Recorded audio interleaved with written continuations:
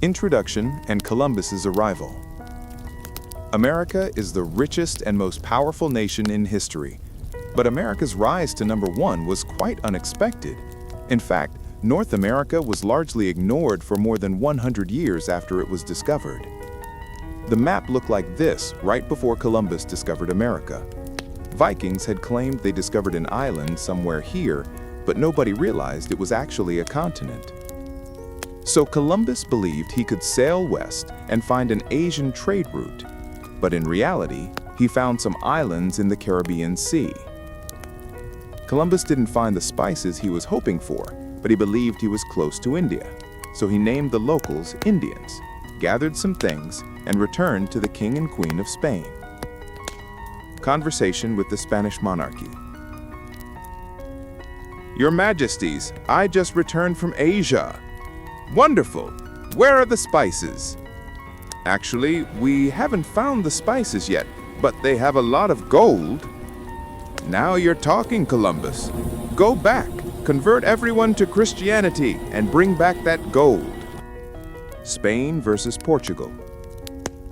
A few years before Columbus claimed America, the Portuguese had already discovered the route to Asia by going around Africa. So Spain and Portugal drew a line right down the middle of the map. They agreed that all non-Christian land on one side belonged to Portugal, and all land on the other side belonged to Spain. The Portuguese built a massive trading empire in Asia, and the Spanish got busy conquering their part of the world.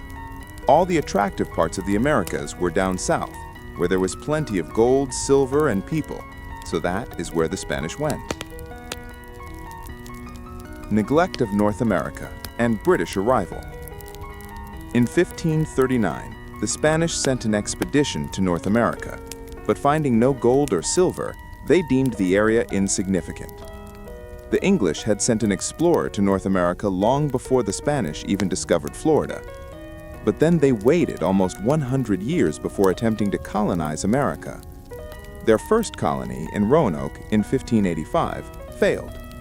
They tried again at Jamestown and succeeded this time. Then the Pilgrims came to Plymouth. Soon, more people started coming to America, and the East Coast filled up with British colonies. Meanwhile, the French claimed all the land in the middle of North America. The French and Indian War. In 1554, a war broke out over who owned how much land in America. New France had a population of only 60,000, so they allied with some Indian tribes. That is why it's called the French and Indian War. The British colonies had a population of over 1 million, and they also allied with Indians. In the end, the British defeated the French. After the war, France gave half of Louisiana to Spain, and the other half, plus Canada, to Britain. Although Britain gained a lot of land, the war cost them a great deal of money. The American Revolution and Independence. Britain. Hey, colonies, remember we won that war for you? America. Yeah, thanks for the help. Britain. No problem, but on a separate note, we're going to start taking a lot of taxes to recoup the cost. America. What? You helped us. We help you all the time. And how are you going to tax us if we can't even vote? The colonists were not happy with the new taxes. This disagreement escalated into a war and then a revolution. On July 4th, 1776, the Americans declared independence from Great Britain. The Constitution and government formation. 5 years after the Revolutionary War, the Americans won completely. But the government they set up was a total mess.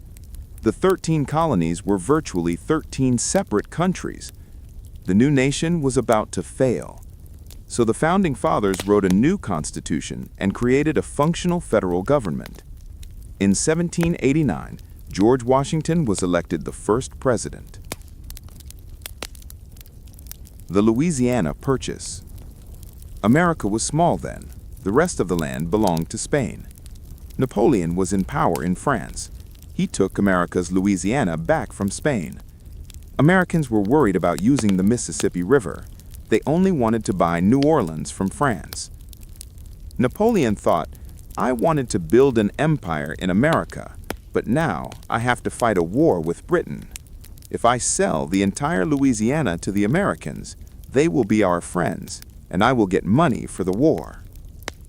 So in 1803, America bought Louisiana for only $15 million and doubled the size of the country. Westward Expansion. American families had an average of 7 children back then, so they needed a place to live. Lots of people moved west. Settler. Is anybody using this land? Indian. Of course not. Settler. Great, then it's mine now. Indian. But this is our hunting ground. Settler. Uh-oh, your English is a bit rusty. You should have said, this land was our hunting ground. Florida, Texas, and war with Mexico.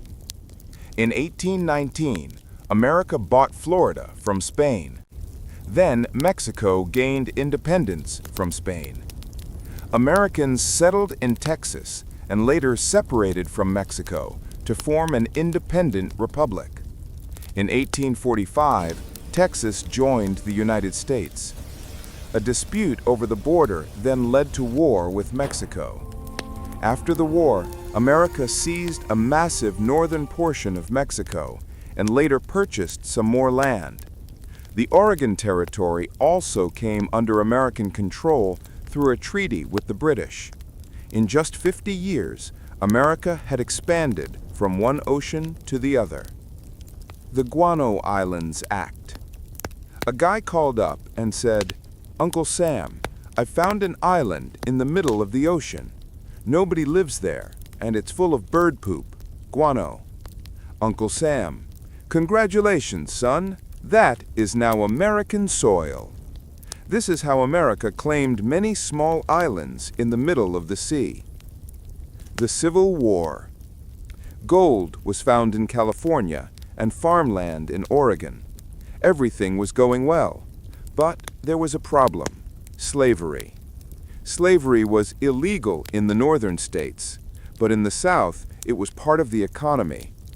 When Abraham Lincoln was elected president in 1860, the southern states broke away and formed their own country.